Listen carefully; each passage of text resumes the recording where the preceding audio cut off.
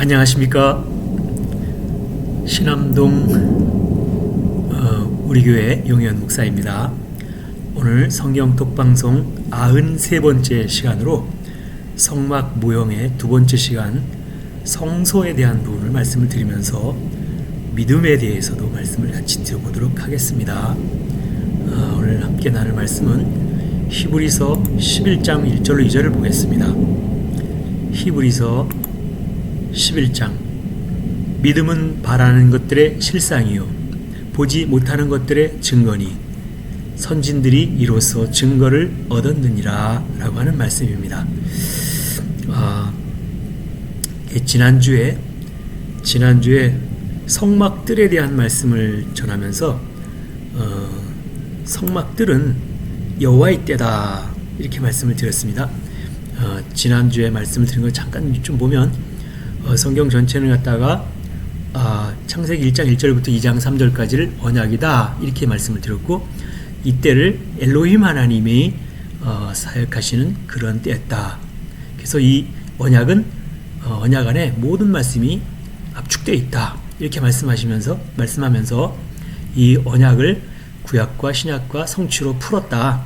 그래서 지난주에 말씀할 때 이 성막들에 대한 말씀을 드리면서 성막들은 구약의 여호와의 때를 말한다 이렇게 말했고, 여호와의 율법, 그러니까 율법의 때를 말했고, 율법은 지식으로 배워야 된다 이렇게 말씀을 드렸습니다. 그래서 여호와의 율법을 지식으로 배우면 소망을 갖게 되어지고, 소망을 갖게 되어야 이제 앞으로 하나님께 대한 소망을 두고 나갈 수가 있다라고 하는 말씀을 드렸습니다. 그런데 이 구약 성경 전체는 하나님이 한 번에 다 열어주면 다 죽을 수밖에 없기 때문에 비밀로 감춰놨다 이런 말씀을 드렸고, 요 구약 때 여호와의 때를 한때 또는 제1일 이렇게 말씀을 드렸습니다.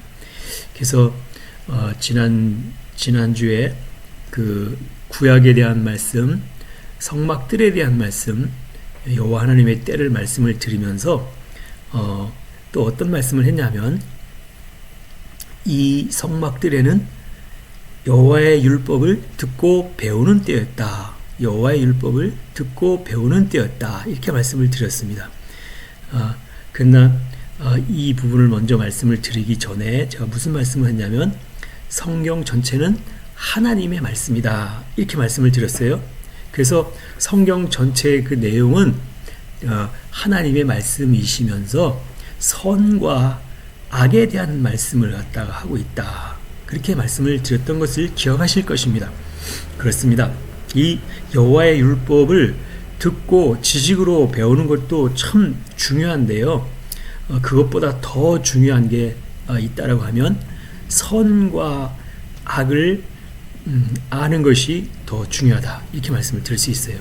여기 보면 율법 이렇게 해놓고 작은 글씨로 여기 선악 이렇게 여기도 제가 기록을 해놨는데, 율법을 아는 것도 중요하지만 선과 악을 아는 것이 더 중요하다. 그런 말씀을 드렸습니다. 왜냐하면 어떤 이가 전하는 그 말씀이 하나님의 말씀인지 아니면 사람의 말인지를 분별하지 못한다라고 하면 아주 큰 문제가 발생되기 때문에 그렇다라고 하는 거예요.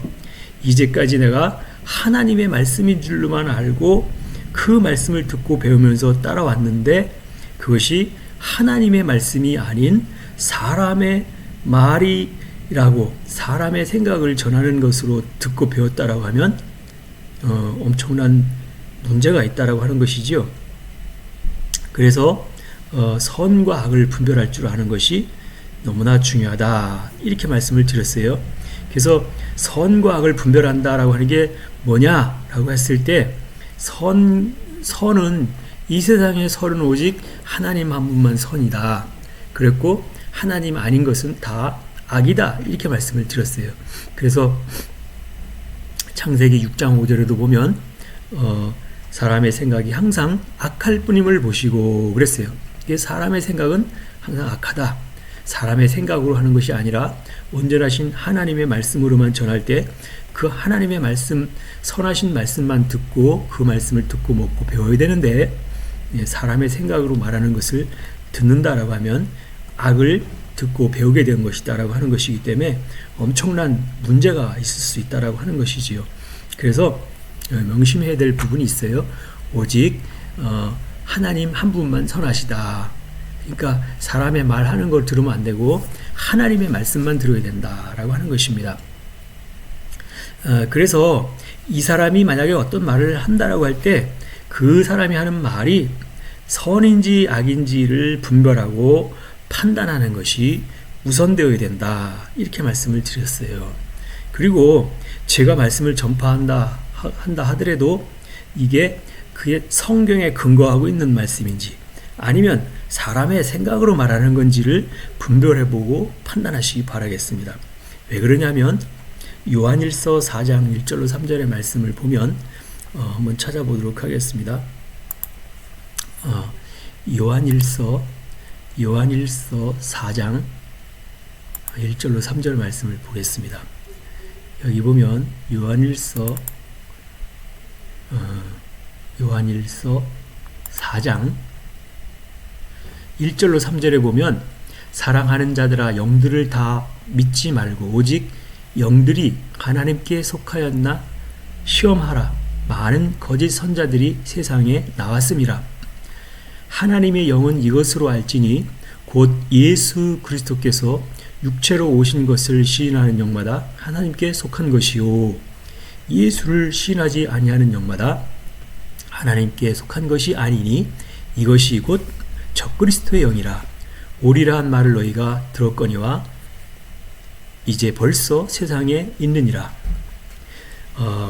여기 요한일서 4장 1절에 사랑하는 자들아 영들을 다 믿지 말고 오직 영들이 하나님께 속하였나 시험하라 라고 그렇게 말씀하고 있는 것을 볼 때에 세상에는 벌써 거짓 선지자들이 많이 왔다. 그러니까 영들을 분별해야 되겠지요. 영들을 다 믿지 말라고 한 것은 하나님을 가정해서 사람의 생각을 말하는 것이 있다라고 하는 것입니다. 그래서 여호와께서도 이스라엘 백성들이 선과 악을 분별할 만한 때가 되었을 때에 이제 율법을 주시는 것을 보게 됩니다. 이스라엘 백성들이 출애굽을 해서 홍해를 건너서 이제 시내산 앞에 오기까지 그 전에는 율법을 주시지 않았다는 것입니다. 홍해를 건넜고 이제 율법을 주어도 이것이 여호와 하나님의 말씀인지 아닌지를 분별할 만한 때가 되었을 때 시내산에 왔을 때에 율법을 주시는 것을 알 수가 있습니다. 그래서 우선은 율법을 듣고 배우는 것도 중요하지만 우선 먼저 선과 악을 분별할 수 있는 그런 상태가 되어야 된다라고 하는 것입니다. 다시 한번 말씀을 드리면 선과 악을 분별한다라고 하는 것은 이게 지금 하나님의 말씀인지 아니면 하나님의 말씀이 아닌 사람의 생각을 말하는 건지를 분별할 줄 알아야 된다 하는 것입니다. 지난주 영상에서 성막들에 대한 말씀을 전하면서 이 성막들은 여호와 하나님의 때, 즉 첫째 날에 해당되는 때다 이렇게 말씀하시면서 여호와 하나님의 때는 구약이고 구약 때는 율법의 말씀을 지식으로 배워야 된다 이렇게 말씀을 드렸습니다. 그래서 여호와의 율법을 지식으로 배우는 동안에 소망이 생긴다 이렇게 말씀을 드렸고, 그래서 구약의 모든 말씀은 이제 비밀로 감춰졌다 이렇게 말씀을 드렸어요. 왜 비밀로 감췄느냐? 비밀로 감춘 이유가 있어요. 그래서 구약의 율법을 뭐라고 그러냐면 토라 이렇게 말씀을 하는데 이 토라의 어근이 야라라고 하는 것은 던지다, 쏘다, 가르치다, 비를 내리다 이런 뜻이라고 그랬어요. 그래서 돌을 던지면 돌에 맞고 화살을 쏘면 화살에 맞고 이 과정을 거치면서 내가 반드시 뭐 해야 되냐면 내가 돌에 맞고 화살에 맞아가지고 내가 죽어야만 된다라고 하는 것입니다. 근데 이걸 갖다가 한 번에 구약의 율법을 한 번에 확 다 열어줄 수는 없겠지만 그래서 한 번에 다 열어준다라고 하면 뭐냐면 한 번에 열어주게 되면 완전히 죽어버리기 때문에 살아날 수가 없다라고 하는 것이죠. 그래서 여호와 하나님이 그랬잖아요. 출애굽기 33장 20절에 뭐라고 그랬냐면 여호와께서 내 얼굴을 보고 살 자가 없다 그랬어요. 그래서 여호와의 얼굴을 보면 다 죽는다는 말씀으로 비밀로 그래서 감춰놨다 이렇게 말씀을 드렸습니다. 그러나 구약의 율법은 여호와 하나님께서 친수로 돌판에다가 새겨 주셨듯이 이 율법이라고 하는 것은 반드시 듣고 배워서 이제는 돌판이 아니라 우리의 마음판에다 다 새겨야만 된다라고 하는 것입니다. 그래서 그렇게 해서 그 새긴 말씀으로 인하여서 이제는 죄와 의가 드러나게 된다라고 하는 거예요. 율법을 듣고 배워 알게 되었을 때에 죄와 의가 분별되어지고 드러난다라고 하는 것이죠. 그러니까 율법이 있기 전에는 우선 먼저 선과 악을 분별할 줄 알아야 되고, 선과 악을 분별할 만한 때가 되었을 때에 여호와 하나님께서 율법을 주셨고, 율법을 듣고 배우고 그걸 새겼을 때 이제 죄가 뭔지 의가 뭔지를 알게 되어진다라고 하는 것입니다. 그래서 반드시 이제 그 죄와 의를 이렇게 드러나는 율법의 말씀을 우선은 새겨야 되고요. 그래서 어떤 것이 죄인지 또 어떤 것이 의인지를 알게 되었을 때에 내가 죄라는 것이 발견이 되면 그 죄를 속죄하기 위해서 속죄제를 드리게 되는데, 그 속죄제를 통해서 죄를 사는 방법이 내가 죄를 지으면 짐승을 가지고 나와서 짐승을 제물로 드렸습니다. 그래서 그 짐승을 제물로 드릴 때 살은 다 각을 뜨고 피는 받아서 양푼에 받고, 그래서 살은 다 번제단에서 불로 태워서 드렸고, 피는 단불에 바르고 단 밑에 쏟는 것을 속죄제다 이렇게 말씀하는 것을 보게 됩니다. 그래서 왜 그렇게 해야 되느냐, 이 속죄제라고 하는 것을 그 드림으로 죄가 사해진다 그렇게 규례가 있으니까 속죄제를 드리는 건데요. 반드시 죄를 지으면 죄의 삭은 사망이요 그랬으니까 반드시 죄를 지으면 죽게 되어진다. 그래서 죄값을 치러야만 된다. 그런 뜻으로다가 이제 속죄제 규례가 있다라고 하는 것이지요. 그래서 이제 그 속죄제 규례에 따라서 짐승을 가지고 와서 머리에 안수하고 각을 떠서 다 불에 태워드리고 나면 그 단 밑에 뭐가 남냐면 재만 남게 되어진다. 재라고 하는 게 바로 재, 먼지, 티끌 그 단어를 갖다가 우리는 이전에 배웠으니까 아파르라고 하는 흙이다 라고 말씀을 드렸습니다. 그래서 다 불에 태워지고 다 타고 남은 그 재 같은 먼지 같은 티끌 같은 그런 존재가 되어지는 그 아파르 같은 흙이 바로 뭐냐면 신약에 와서 코스모스 땅이다. 그래서 구약의 아파르 흙이 신약의 코스모스 세상, 코스모스 땅이다 이렇게 말씀을 드렸어요. 그래서 코스모스라고 하는 것은 예수님이 오셔서 활동하는 그때를 갖다가 코스모스 이렇게 얘기를 한다라고 하는 것입니다. 그래서 반드시 그 피의 제사를 드림으로 말미암아 율법의 말씀으로는 내가 반드시 죽어야 되고, 그래서 내가 다 죽고 나면 나는 죽고 예수로는 살고 이런 상태가 된다라고 하는 것입니다. 그래서 이제 내가 죽고 들어갈 수 있는 곳이 바로 성막 모형의 두 번째 장소인 성소 안으로 들어갈 수 있는 것이다 이렇게 말씀을 드렸어요.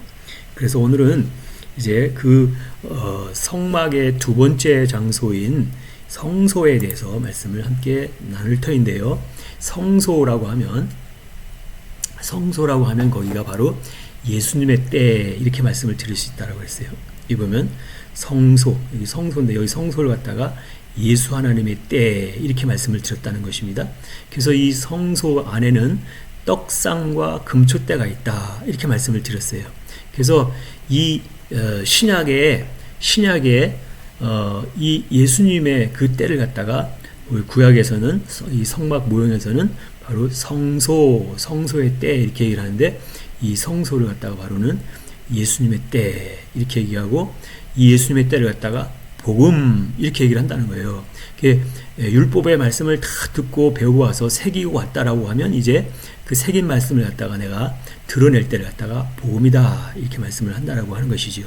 그래서 구약에는 그 모든 율법의 말씀을 지식으로 배웠다라고 하면 이제 지식으로 배운 말씀이 지식이 지혜의 말씀으로 될 때 그때를 갖다가 복음이다 이렇게 말씀을 드린다고 말씀을 드렸습니다.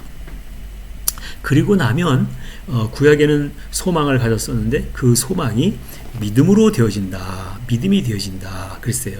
그래서 이 신약 때 다시 성소의 때에는 바로 예수님이 계시는 곳이고 거기가 바로 예수님은 복음이고 예수님은 지혜고 예수님은 믿음이고 예수님은 비유다 그랬어요. 왜 그랬냐면 예수님은 나는 비유가 아니면 말하지 아니하였다 그런 말씀을 했어요. 그래서 항상 예수님은 그 신약의 모든 말씀들은 다 비유로 말씀하고 있다라고 하는 것을 알 수 있습니다. 그래서 여기 성소의 때를 두 때 또는 제2일 이렇게 얘기한다라고 하는 것입니다. 여기 성소의 때를 여기가 한 때고 여기를 갖다 두 때, 여기가 제1일이고 여기가 제2일에 해당되는 날이다 이렇게 말씀을 드렸습니다.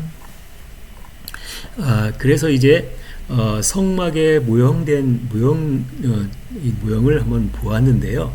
성막의 모형을 볼 때에 여기 여러분이 보신 바와 같이 성소는 신약을 말하는 것이었고 이 신약은 성소에 예수님의 그 때를 갖다가 성소 이렇게 말하고 있다라고 하는 것이죠. 그래서 이제 구약이 율법을 새기는 때였다라고 하면 신약의 복음은 새긴 율법의 말씀을 가지고 이제부터는 드러내는 삶이 뭐라고 그랬냐면 복음이다 이렇게 말씀을 드렸습니다. 그래서 이 복음을 갖다 뭐라고 그랬냐면 기쁜 소식 이렇게 말하고 있다.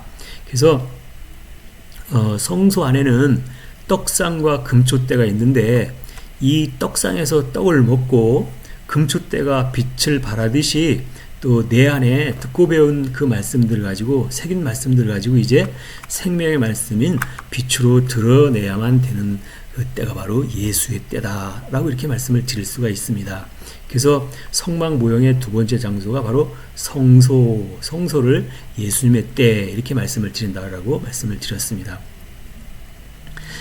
그래서 이 성소는 떡상이 있고 예수님은 내가 생명의 떡이다 이렇게 말씀을 했듯이 예수님의 때에는 성소의 때인 둘째 날이 되었다라고 하는 것이고 그래서 이때는 구약에는 지식의 말씀으로 듣고 배운 것을 가지고 이제 지혜의 말씀으로 드러내는 그때가 바로 복음의 시작이다 이렇게 말씀을 드릴 수가 있습니다. 그래서 구약의 그 율법의 말씀으로 이제 소망을 가졌다라고 하면 신약에는 복음이라고 하는 것은 바로 믿음으로 성장되는 때이다 이렇게 말씀을 드릴 수 있어요. 그래서 믿음이라고 하는 것은 뭘 갖다 믿음이라고 하냐면 듣고 배워서 확신하는 것을 갖다 믿음이다 이렇게 얘기를 했고 그래서 믿음이라고 하는 것은 막연하거나 허상을 쫓아가는 것이 아니다. 직접 보고 만지고 느낄 수 있는 실상을 이루어가는 것을 갖다가 믿음이다 이렇게 말씀하고 있다라고 하는 것이죠. 그러나 아직 그 비밀이 완전히 이게 열린 것은 아니기 때문에 이 신약도 비밀에서 비유의 상태로 열려진 말씀이고 이제 계시가 되기까지는 아직은 비유의 말씀으로 하고 있기 때문에 예수님은 항상 비유로 말씀하셨습니다. 그리고 예수님이 하시는 말씀이 내가 비유가 아니면 말하지 아니하였노라 이렇게 말씀하셨다고 그렇게 말씀을 드렸죠. 그리고 나서 하시는 말씀이 항상 귀 있는 자는 들을지어다 이렇게 말씀하셨다라고 했어요. 그래서 귀 있는 자는 들을지어다 이 말은 무슨 얘기냐면 구약의 율법을 갖다가 충분히 듣고 배워야 들을 귀가 만들어지는데 들을 귀가 만들어지지 않았다면 신약에 와서 예수님께서 비유로 말씀을 하실 때에 그 비유의 말씀을 들을 수가 없다라고 하는 것이죠. 그래서 들을 귀가 만들어지는 것은 바로 구약의 율법을 갖다가 충분히 지식의 말씀으로 듣고 배우고 따라왔을 때 신약의 예수님께서 비유로 말씀하실 때 말씀이 들려지게 된다라고 하는 것을 말씀을 드렸어요. 그래서 오늘은 성막의 두 번째에 해당되는 첫 번째 때가 여호와의 때, 여기가 성막들의 때라고 하면 오늘은 두 번째 날에 해당되는 예수님의 때인데 이 성소를 갖다가 말한다. 성소 안에는 떡상과 금초대가 있다. 이렇게 말씀을 드렸어요. 그래서 여기 좀 전에 말씀을 드렸죠. 구약 말씀을 듣고 배워서 다 새기고 와야만 신약의 복음이 들려진다. 이렇게 말씀을 드릴 수가 있는 것입니다. 그래서 그것이 들려지면 이제 복음이 된다라고 하는 것이죠. 그래서 구약의 말씀이 소망이었다면 소망을 가지고 와서 그 소망을 이루면 그게 바로 믿음의 실체가 되는 것이다. 이렇게 말씀을 드렸어요. 그래서 오늘 저희가 히브리서 11장 1절의 말씀을 함께 처음 봉독했는데요. 한번 보도록 하겠습니다. 히브리서 11장 1절 말씀을 보겠습니다.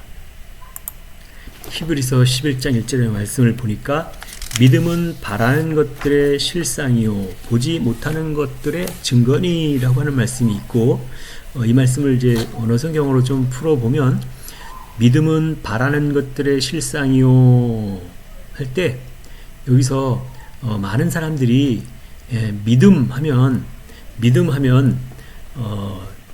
우리가 보통 믿음하고 소망하고 착각하는 경우가 있었다라고 하는 것이죠. 믿음에 대해서 말하고 있잖아요. 믿음은 바라는 것들의 실상이요. 그래서 바라는 것들의 실상. 바라는 것이라고 하는 것은 뭘 갖다 바라는 것이냐? 바란다라고 하는 것은 소망을 갖다가 바란다라고 하는 것이잖아요. 그래서 바라는 것들의 실상이요 할 때 바라는 것이 뭐고 실상이 뭔가를 한번 보도록 하겠습니다. 믿음은 바라는 것들의 실상이요. 바라는 것이 뭐냐? 바라는 것이 뭔가를 봤더니 이 바란다라고 하는 것은 엘피조라고 하는 단어가 바라다라고 하는데 이거는 1680에서 유래했다. 기대하다, 또 희망하다, 확신하다 이런 뜻이라고 하는 거죠. 기대하다, 희망하다. 그렇죠. 여기서 희망하다, 소망하다. 이 바로 믿음은 소망하는 것들의 실상이요. 바라는 게 소망이니까 믿음은 소망하는 것들의 실상이요. 이 실상이 뭐냐면 실상이라고 하는 것은 바로 휘포스타시스라고 그래가지고 이 뜻은 무슨 뜻이냐면 원조하의 상황을 갖다가 말하고 있는데 여기 보면 구체적으로 본질 또는 추상적으로는 확신 또 주관적으로는 실상, 실체 이렇게 얘기했다는 얘기죠. 그래서 실상, 우리는 실상이라고 번역을 했는데 실상, 실체라고 하는 것은 실질적인 어떤 몸이 있는 것을 갖다가 실체다 이렇게 얘기를 하는 거죠. 그래서 믿음은 소망하는 것들의 실체가 되는 것이다. 그리고 보지 못하는 것들의 증거다. 여기 보다 알다 이런 뜻이고 보지 못하는 것들의 증거다 할 때 이 보지 못하는 것들의 증거다. 우리가 미래에 되어질 것을 아무나 볼 수 있는 건 아니잖아요. 그래서 소망이라고 하는 것은 앞으로 이루어질 것을 갖다가 바라는 것이 소망인데, 그래서 믿음은 소망하는 것들의 실체가 되는 것이다. 뭐가 될지는 모르잖아요. 실체가 되는 건데, 근데 보지 못하는 것들의 우리는 증거다. 그런데 뭐냐면 보지 못하는 것들의 증거다. 증거라고 하는 게 무슨 뜻이냐면요. 엘벤코스라고 하는데 이 엘벤코스라고 하는 것은 보지 못하는 것들의 증거다. 증거라는 말도 있고 확신이라는 말도 있고 책망이라고 하는 말도 있어요. 그래서 여기 내용을 보면 1651에서 유래했다. 우리는 보지 못하는 것들의 증거다 할 때 이 증거다 할 때 이게 엘렌코스가 뭐냐면 증거, 확신, 책망. 여기는 증거라고 이렇게 우리는 번역을 하는데 책망에 더 가깝다라고 하는 뜻입니다. 그래서 여기 엘렌코스를 갖다 어근을 찾아보면 1651에서 유래가 됐다. 1651를 한번 찾아보도록 하겠습니다. 1650인데 1650이 엘렌코스가 증거, 확인, 책망. 제가 미리 찾아놨습니다. 이 엘렌코스의 어근이 엘렌코스는 엘렌코 1651에서 유래가 됐다. 그래서 엘렌코라고 하는 걸 찾아보면 1651를 찾아보면 엘렌코가 뭐냐? 엘렌코라고 하는 여기 보면 드러내다 폭로하다. 드러내다 폭로하다. 그리고 엘렌코는 조롱하다, 비추다, 모욕을 주다, 창피를 주다, 비난하다, 폭로하다, 저항하다, 해석하다, 상술하다, 조사하다, 뭐 이런 의미가 있다라고 하는 거예요. 그래서 이 믿음은 바라는 것들의 실상이요 보지 못하는 것들의 증거니 할 때 이 증거라고 하는 것보다는 보지 못하는 것들에 대해서 책망하는 거다. 책망이죠. 다 조롱하고 비웃고 모욕하고 창피 주고 비난하고 이런 건 폭로하고 이런 거다 뭐예요. 책망을 하는 거잖아요. 보아야 되는데 보지 못하는 거니까 왜 못 보냐라고 책망을 하고 있다라고 하는 그런 측면에서 말하고 있다라고 하는 것이지요. 그래서 여기서 이 내용을 쭉 보다 보니까 믿음이라고 하는 게 뭐냐? 믿음이라고 하는 것은 뭘 갖다 믿음이라고 하냐면 우리가 이제 피스티스를 갖다 믿음이라고 하는데 이 믿음이라고 하는 것은 그냥 막연한 걸 갖다가 믿음이라고 하는 것이 아니라 믿음이 되려면 어떻게 되냐면요. 먼저는 듣고 배워서 확신하는 것을 갖다가 믿음 이렇게 얘기한다라고 하는 것이요. 내가 듣지도 못하고 보지도 못하고 배우지 않았는데 어떻게 확신이 되겠습니까? 내가 하나님의 말씀을 듣고 보고 배워서 확신하는 것을 갖다가 믿음이다 이렇게 얘기를 한다라고 하는 것이죠. 그 다음에 바라는 것은 뭐냐? 바라는 것은 우리가 소망이라고 하는데 소망하는 것들이 뭐냐? 내가 간절히 원하고 바라는 것을 갖다가 우리는 소망이다 이렇게 얘기를 한다라고 하는 것이죠. 근데 이 우리가 간절히 바라고 원하고 소망하는 게 뭡니까? 다 하나님의 아들 되는 게 우리가 바라는 거잖아요. 하나님의 아들 되는 게 소망이잖아요. 왜 하나님의 아들이 되어야 우리가 구원받고 천국 갈 수 있다. 보통 다 그렇게 알고 있으니까 하나님의 아들이 되는 게 우리의 소망이다 라고 하는 것을 우리가 말씀을 드릴 수가 있는데요. 그래서 이 우리가 바라는 것들이 바로 하나님의 아들이 된다라고 하는 것을 소망하고 있다라고 하는 것은 바로 뭐냐면 믿음은 바라는 것들의 여기는 실상이요. 실상, 실체라고 할게요. 우리가 믿음이라고 하는 건 뭘 갖다 믿음이라고 하면 원하는 거, 소망하는 것을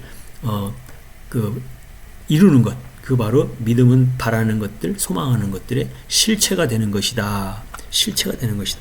그래서 이 실상을 찾아보면 뭐로 나오냐면 여기 원조하의 상황, 원조가 뭐냐 이렇게 할 때 원조하의 상황을 갖다 말한다. 그러니까 뭐예요? 실질적으로 본질이 뭐냐? 본질이 되는 것이다. 추상적인 개념으로다가는 뭐 확신, 그 다음에 주관적으로는 실상, 실체 뭐 이렇게 했으니까 실체가 되는 것을 말한다 이렇게 말씀하고 있다라고 하는 것이지요. 그래서 믿음은 바라는 것, 믿음은 소망하는 것들의 실체가 되는 것이다. 그래서 그걸 보지 못한다라고 하면 그걸 갖다가 책망한다. 그래서 선진들이 이로써 증거를 얻었느니라 그랬잖아요. 이게 무슨 얘기예요? 믿음은 소망하는 것들의 실체가 되어지는 것이다 라고 했어요. 그랬을 때 우리가 소망을 뭘 소망이라고 그랬냐면 하나님의 아들 되는 것이 소망이다 이렇게 얘기를 했으니 하나님의 아들 되는 것을 갖다 소망으로 가졌다라고 하면 실체가 된다라고 하면 뭐가 되는 거예요? 하나님의 아들이 되는 게 실체가 이루어지는 것이죠. 그래서 실체가 되었다라고 하는 것은 우리가 하나님의 아들이 되었다라고 할 때 그걸 실체가 되었다 이렇게 얘기를 한다라고 하는 것입니다. 그랬을 때 이 세상에 하나님의 아들은 누가 하나님의 아들입니까? 이 세상에서 하나님의 아들이라고 하는 것은 유일하게 딱 그 이름이 있다라고 하는 거예요. 바로 누구냐면 오직 예수라고 하는 그분이 그 이름이 바로 하나님의 아들의 이름이다라고 하는 것입니다. 그래서 한번 근거를 좀 찾아보도록 하겠습니다. 사도행전 4장 12절의 말씀을 보면 하나님의 아들이 누구만 하나님의 아들이냐라고 하는 부분을 갖다가 근거를 좀 찾아보도록 하겠습니다. 사도행전 4장 12절에 찾아보면 뭐라고 나오냐면요. 사도행전 4장 12절에 보겠습니다. 다른 이로서는 구원을 얻을 수 없나니 천하 인간의 구원을 얻을 만한 다른 이름을 우리에게 주신 일이 없음이니라 하였더라 그랬죠. 그래서 다른 이로서는 구원을 얻을 수 없나니 천하 인간의 구원을 얻을 만한 다른 이름을 주신 일이 없음이로라. 이렇게 말씀하고 있다라고 하는 것입니다. 그래서 어떤 이름만 구원 얻을 수 있다고요? 여기 보면 이 예수는 너희 건축자들의 버린 돌로 진 모퉁이의 머릿돌이 되었느니라 하고 나서 다른 이로서는 구원을 얻을 수 없나니 천하 인간의 구원을 얻을 만한 다른 이름을 우리에게 주신 일 없다 그랬으니까 어떤 이름만 구원을 얻을 수 있는 이름이라고요? 예수라고 하는 그 이름. 그래서 예수라고 하는 그 이름이 아닌 다른 이름으로서는 구원을 얻을 수 없나니 천하 인간의 구원을 얻을 만한 다른 이름을 우리에게 주신 일 없다. 그러니까 다른 이름으로 나는 구원 못 받는다는 얘기죠. 그럼 어떤 이름만 구원을 받을 수 있다는 얘기예요? 예수라고 하는 그 이름으로만 구원을 받을 수 있다라고 이렇게 말씀을 하고 있는 거잖아요. 그랬을 때에 그 예수라고 하는 그 이름이 언제 주어졌는가라고 하는 것을 봐야 되겠잖아요. 그 말씀이 어디냐면 마태복음 1장 21절에 나오고 있다라고 하는 것입니다. 마태복음 1장 21절에 나오고 있습니다. 여기 보면 아들을 낳으리니 이름을 예수라 하라. 이는 그가 자기 백성을 저희 죄에서 구원할 자이심이라 그랬어요. 아들을 낳을 텐데 그 이름을 예수라 하라 그랬어요. 예수라고 하는 이름을 주어지죠. 예수라고 하는 이름이 뭐 어떤 뜻이냐? 이는 그가 자기 백성을 저희 죄에서 구원할 자이심이라 그랬어요. 예수라고 하는 이름이 바로 자기 백성들을 갖다가 저희 죄에서 구원할 자이다 이런 뜻이니까 죄를 알리는 자, 그가 바로 예수라고 하는 이름이잖아요. 그래서 여기서 보니까 다른 이름이 아니고 예수라고 하는 그 이름으로만 구원을 받을 수 있다 그랬으니까 여기서 예수라고 하는 그 이름의 뜻이 이는 그가 자기 백성을 저희 죄로부터 구원할 자심이라 그랬어요.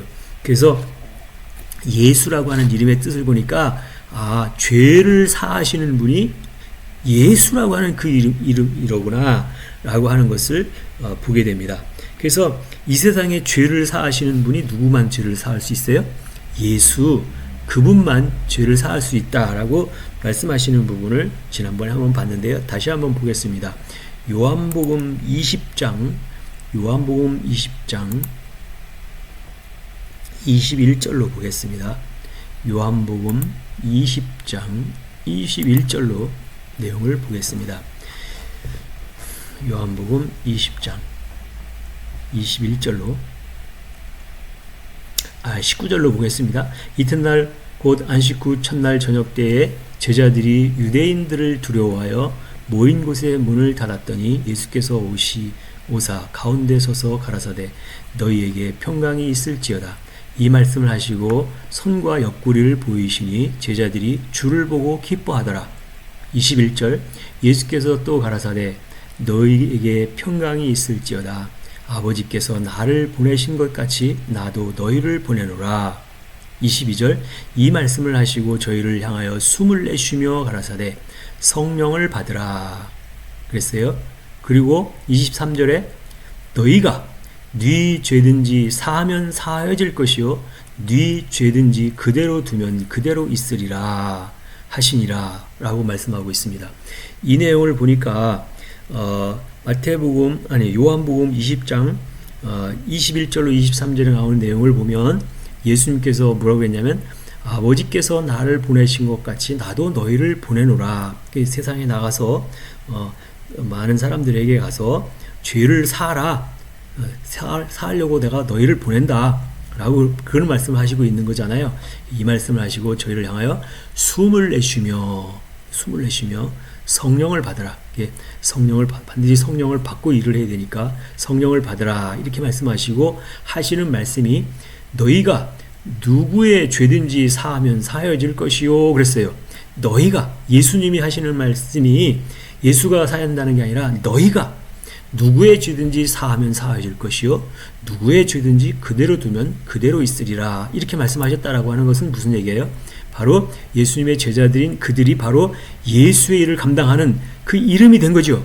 죄를 사하는 자가 예수라고 하는 그 이름이라고 그랬으니 예수님께서 제자들을 보내시면서 너희가 네 죄든지 사하면 사하일 것이요. 그럼 네가 죄를 사한다는 거잖아요. 네가 누구의 죄든지 사하면 사하신다는 거잖아요. 그러면 죄를 사하시는 분이 예수라고 그랬으니까 제자들이 다 어떤 이름이 된 거예요? 예수라고 하는 그 이름이 된 거잖아요. 그리고 네 죄든지 그대로 두면 그대로 있으리라.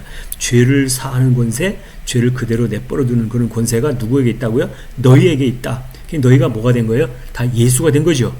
바로 예수님이 십자가 지시고 돌아가셨다가 부활하시고 나서 예수님의 제자들이 있는 곳에 찾아오셨을 때 안식 후 첫날에 저녁 때에 제자들이 유대인이 두려워서 모인 곳에 문을 닫고 있었는데 예수께서 가운데 오셔서 저희에게 평강이 있을지어다 하고 나서 손과 옆구리를 보여주셨다. 그리고 예수께서 저희들에게 하시는 말씀이 아버지께서 나를 보내신 것 같이 나도 너희를 보내노라 이렇게 하시고 나서 그 다음에 성령을 받으라 이렇게 말씀하시고 나서 하시는 말씀이 너희가 네 죄든지 사하면 사해질 것이요 네 죄든지 그대로 두면 그대로 있으리라 이렇게 얘기를 했다라고 하는 것은 죄를 사하는 권세가 누구에게만 있냐? 바로 예수께만 죄를 사하는 권세가 있다라고 하는 것을 우리가 아는데 바로 죄를 사하는 권세를 가지면 바로 그가 뭐라고요? 예수라고 하는 그 이름이 된다는 거죠. 예수가 된다는 얘기잖아요. 그래서 죄를 사하는 권세, 바로 예수께만 있는 그 권세가 바로 너희에게 있을 것이다 이렇게 말씀했으니까 예수라는 그 이름의 사명을 감당하는 자면 그가 뭐가 됐다라고 하는 거예요? 다 예수가 됐다라고 하는 그런 얘기를 하고 있다라고 하는 것이죠. 예수라고 하는 그 이름이 됐다라고 하는 거잖아요. 그렇기 때문에 사도행전 4장 12절에서 다른 이로서는 구원을 받을 수 없나니 천하 사람 중에 구원을 받을 만한 다른 이름을 우리에게 주신 일이 없다. 다른 이름 말고 어떤 이름을 줬다고요? 예수라고 하는 그 이름을 우리에게 줬다. 그러니까 죄를 사하는 권세를 가지고 나가서 그 일을 하면 죄를 사하게 되면 바로 그가 누구라고요? 예수라고 하는 그 이름이 됐다라고 하는 거죠. 그러니까 그 이름을 갖다가 우리가 받으면 그를 이름을 받는다니 그 죄를 사하는 그 일을 하면 바로 다 예수라고 하는 그 이름이 된다라고 그렇게 얘기를 했으니까 예수님의 제자들처럼 예수께 받은 그 이름의 사명을 감당하는 자면 누구나 다 예수라고 하는 이름이 된다라고 하는 것입니다. 그래서 우리가 이제 성막의 모형의 두 번째 때인 성소 안에는 뭐가 있었냐면 떡상과 금촛대가 있었다. 그랬죠? 떡상과 금촛대가 있었다. 여기 보면 예수님의 때가 바로 성소의 때인데 이 성소의 때에는 떡상과 금촛대가 있었다. 이렇게 말씀을 드렸어요. 그래서 여기서 나오는 이 떡상과 금촛대라고 하는 것을 갖다 뭘 말하냐면 성소 안에 있는 떡상과 금촛대라고 하는 것은 바로 이 성소라고 하는 여기는 제사장들만 들어갈 수 있다라고 하는 거예요. 제사장들도 그냥 들어갈 수 없고 반드시 물두멍에서 씻고 번제단에서 제사를 드리고 그리고 들어갈 수 있는 곳이 성소라고 그랬으니 바로 누구만 들어갈 수 있다? 제사장만 들어갈 수 있다. 제사장이라고 하면 바로 이 여호와의 율법의 때의 모든 말씀들을 통과하고 나는 죽고 예수로 살고 요 과정이 되는 거죠. 그래서 그 과정을 통과해야만 여호와의 율법의 과정을 다 통과해야만 나는 죽게 되어지고 예수로만 살게 되어지는 이런 상태가 되었을 때 성소 안으로 들어갈 수가 있다라고 하는 거잖아요. 이 성소 안으로 들어가면 그 안에 뭐가 있다고요? 떡상과 금촛대가 있다 그랬어요. 떡상은 여기서 예수 때니까 예수님의 때니까 하나님의 말씀인 생명의 말씀을 먹어야 되겠죠. 왜냐하면 예수께서 내가 하늘로부터 내리는 생명의 떡이다 이렇게 말씀하니까 예수님이 생명의 떡이다 그랬으니까 이 떡상에서 떡을 먹는다는 얘기는 예수님의 살과 피를 먹는 그 과정이 바로 떡상에서 떡을 먹는 생명의 떡을 먹는 요 때고 그 다음에 이 금촛대라고 하는 것은 바로 빛을 발하는 거잖아요. 그래서 이 성소 안에 떡상과 금촛대가 있듯이 생명의 말씀을 먹은 너희들이 이제 세상에 나가서도 빛을 발하는 그러한 사명을 감당해야 된다라고 하는 것을 말씀하고 있다라고 하는 것이죠. 그래서 성소의 때가 바로 예수님의 때라고 했고 성소 안에 떡상은 생명의 떡을 먹는 때다 이렇게 말씀했고 금촛대가 바로 그 성소 안에서 빛을 환하게 밝히듯이 예수라고 하는 그 이름의 사명을 감당하는 자라면 바로 예수님의 생명의 떡을 먹고 그러고 나서 예수께서 주신 생명의 떡, 생명의 말씀을 가지고 나가서 세상에 나가서 빛을 드러내야 하는 그러한 삶으로 살아낼 때 바로 너희가 세상의 소금이 세상의 빛이 되어진다라고 하는 것입니다. 그래서 이렇게 세상에 빛을 발하는 것이 바로 코스모스 세상의 너희가 빛이 되어라 라고 하는 것이죠. 그 예수님도 코스모스 세상에 오셔서 활동을 하셨듯이 너희가 세상에 빛이 되어라 하는 것은 어느 세상을 말하냐면 코스모스 세상에 빛이 되라 이런 말씀이라고 하는 것입니다. 그래서 마태복음 5장 13절부터 한번 잠깐 보도록 하겠습니다. 마태복음 5장 13절의 말씀을 보면 마태복음 5장은 산상수훈인데 산상수훈 설교가 끝나고 5장 13절에 보면 너희는 세상의 소금이니 너희는 세상의 소금이니 소금이 만일 그 맛을 잃으면 무엇으로 짜게 하리요 그랬어요. 너희는 세상의 소금이라. 소금이라고 하는 여기는 어떤 세상이냐면 13절 보겠습니다. 소금이라고 하는 것은 어떤 세상의 소금이냐면 너희는 세상의 소금이요 할 때 여기는 개의 세상을 말한다. 너희는 개의 세상의 소금이니 개라고 하는 것은 개의 땅, 율법의 땅에 말하는 율법의 땅을 말한다고 지난번에 말씀을 드렸잖아요. 너희는 세상의 소금이니 할 때 이 세상 어떤 세상이냐면 개죠. 개 1093 개면 근데 여기 보면 딱딱한 어쩌고저쩌고 이렇게 나왔는데 세상 이렇게 했는데 여기 1093이라고 하는 것은 개의 땅은 율법의 땅이다. 이 율법의 땅이다. 그랬어요. 왜 율법의 땅이냐면 그 요한복음 15장 1절에 예수님이 하시는 말씀이 나는 참 포도나무요 내 아버지는 농부라 할 때 이 농부라고 하는 게 바로 뭐냐면 게오로고스라고 하는 그 단어가 농부인데 농부라고 하는 단어가 개라고 하는 땅과 그 알곤 일이라고 하는 개의 땅에서 일하시는 분 그럴 때 그걸 갖다 농부 이렇게 했잖아요. 개의 땅에서 일한다. 여호와 하나님이 개의 땅에서 일한다라고 그래서 농부라고 했을 때 바로 뭐냐면 여호와는 율법이죠. 그 여호와의 율법의 말씀으로 개의 땅 율법의 땅에서 그를 경작하다 밭을 갈아엎다 할 때 바로 농부라고 하는 그 이름에서 나왔듯이 개의 땅이다 하면 여호와의 율법으로 밭을 갈아엎는 그때를 갖다 개의 땅 그랬으니까 개의 땅이면 바로 율법의 땅이다. 그래서 너희는 개의 땅에는 반드시 뭐냐면요 소금 할라스라고 하는 것은 율법이라고 하는 것은 소금을 팍 치면 배추가 숨을 팍 주는데 다 죽이는 거잖아요. 그러니까 이 개의 땅 율법의 땅에서는 내가 소금 역할을 하는 거고 그 다음에 14절 5장 14절에 가서는 너희는 세상의 빛이라 할 때 바로 똑같은 세상이 아닙니다. 이 세상 너희는 세상의 빛이라 할 때 여기 세상은 바로 어떤 세상이에요? 코스모스 세상이죠. 코스모스 세상이라고 하는데 이 코스모스 세상이라고 하는 그 어근은 코스메오 2885가 코스메오인데요. 코스모스라고 하는 것은 세상인데 예수님이 활동했던 세상이에요. 이 코스모스 세상이라고 하는 것을 어근을 찾으면 2885다. 2885 코스메오라고 하는데 이 코스메오라고 하는 뜻이 뭐냐면 정돈하다, 배열하다. 코스메오 정돈하다, 배열하다, 질서 있게 두다, 꾸미다. 이 코스메오가 바로 뭐냐면 코스모스에서 유래했다. 코스모스가 바로 코스모스 땅이잖아요. 그래서 질서, 장식, 꾸밈 이런 뜻이니까 바로 뭐예요? 예수님이 오셔서 그 코스모스 세상을 갖다 질서를 잡고 잘 단장하고 하는 그 모습을 갖다가 바로 코스모스 세상 이렇게 얘기를 한다라고 하는 것입니다. 그러니까 이 코스모스 세상에는 너희가 무엇이 되어야 되냐? 빛이 되어야 된다. 빛이라고 해요. 코스모스 세상에 너희가 빛이 되어야 된다. 성소에는 떡상과 금촛대가 있었듯이 떡상에서는 떡을 먹는 거고 금촛대라고 하는 것은 빛을 발하는 거잖아요. 너도 세상에 코스모스 세상에 빛이 되어야 된다. 이런 말씀이었다라고 하는 것입니다.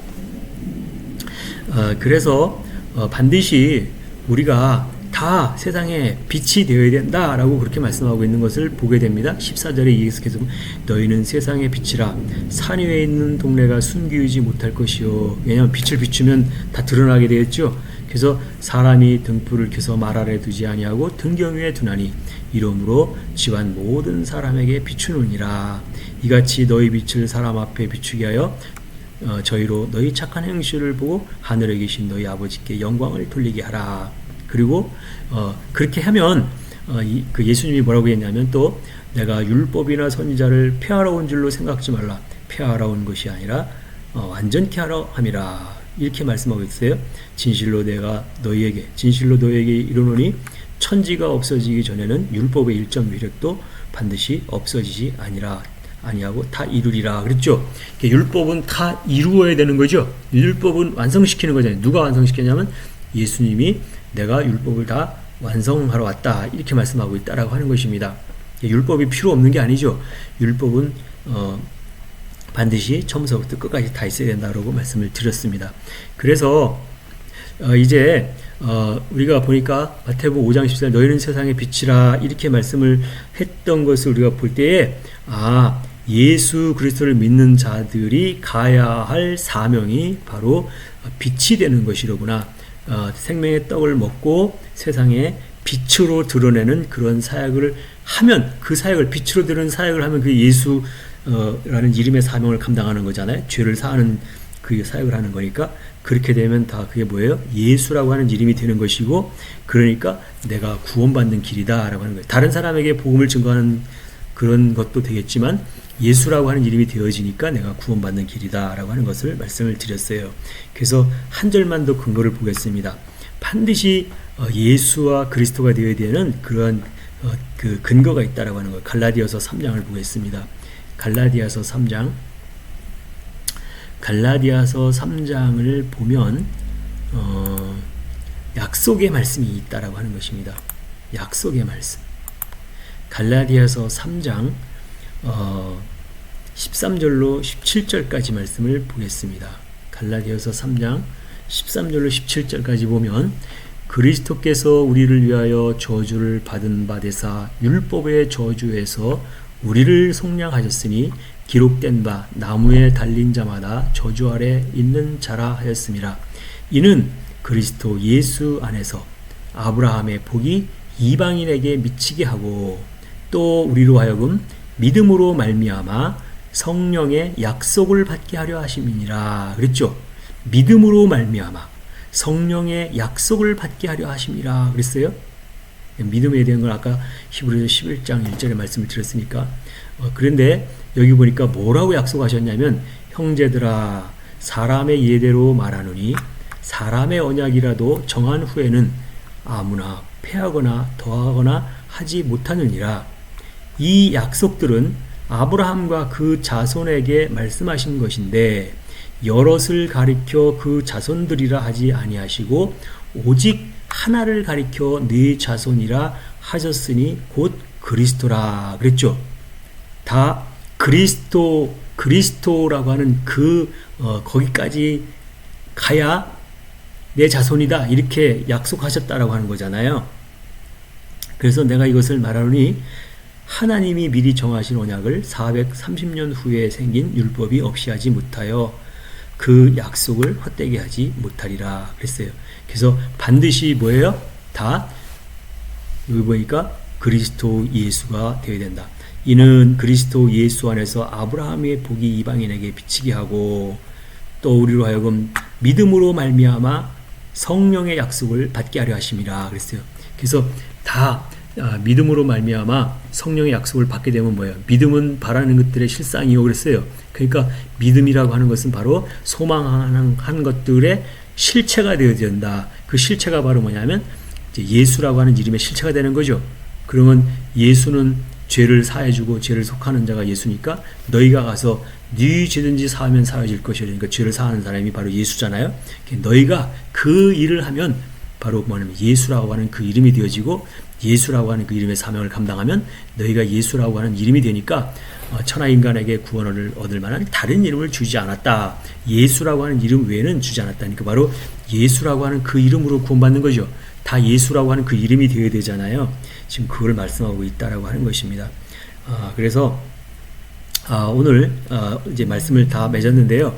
우리가 기왕 여기까지 원어 성경을 갖다가 공부를 하면서 원어 성경 기본이 되는 것을 좀 한번 보도록 하겠습니다. 여기에 이제 성막에 대한 가장 기본적인 그 부분인데요. 여기가 번제단과 물두멍이 있는 여기를 갖다가 성막 뜰 여호와 하나님의 때 이렇게 했고 여기 성소가 있는 요 부분을 갖다가 바로 예수님의 때 성소에는 떡상과 금초대가 있었지요. 그 다음에 여기 뒤에는 이제 속죄소가 있는데 여기는 속죄소에 바로 법궤가 있고 여기 보면 분향단이 있었다라고 하는 것을 알 수 있습니다. 그래서 요거를 갖다가 요 모형을 보면서 맨 먼저 양의 문이 있고 여기가 참 동쪽에 문이 하나 있는데 여기로 이렇게 해서 이제 죄를 발견한 사람이 안으로 이제 들어오게 되는데 여기를 향하여서 이렇게 올 때를 갖다가 프로스 이렇게 얘기한다. 프로스 향하여 여기를 이렇게 들어올 때를 하나님을 향하여 들어올 때를 갖다가 프로스 향하여 이렇게 하고요. 그래서 이 안으로 이제 들어오게 되는데 이 안으로 이렇게 들어올 때 안으로라고 하는 뜻이 바로 에이스라고 하는 안으로 이런 뜻이고요. 그래서 이제 여기 성막 뜰을 지나서 여기 성소 안으로 들어올 때 갖다 안 할 때 n이라고 하는 요 단어가 바로 n이라고 하는 게 안에 이런 뜻이고 그 다음에 안에서 이제 일을 마치고 이렇게 바깥으로 나올 때를 여기 에크 할 때 안에서 바깥으로 이런 뜻이고 그 다음에 여기서 이제 완전히 바깥으로 뻗어나왔을 때 분리되었을 때를 뭐뭐로부터 이렇게 할 때 이걸 갖다가 아포 이렇게 얘기한다는 말이에요.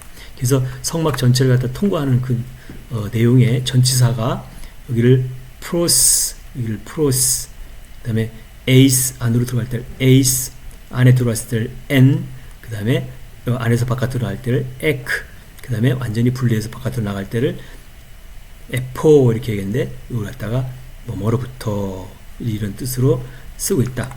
프로스는 향하여 에이스는 안으로 n 하면 안에 에크 하면 안에서 바깥으로 아포 하면 뭐뭐로부터 분리하는 어떤 그런 내용들을 말하고 있다. 그래서 성막의 전체적인 내용들을 갖다가 다 통과하면은 한 때, 두 때, 세 때를 거치고 통과하여 나오면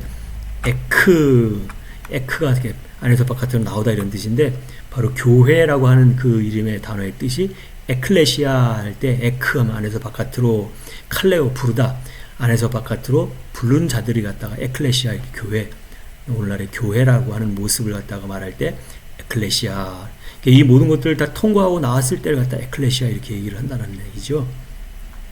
오늘은 여기서 말씀을 마치도록 하겠습니다. 감사합니다.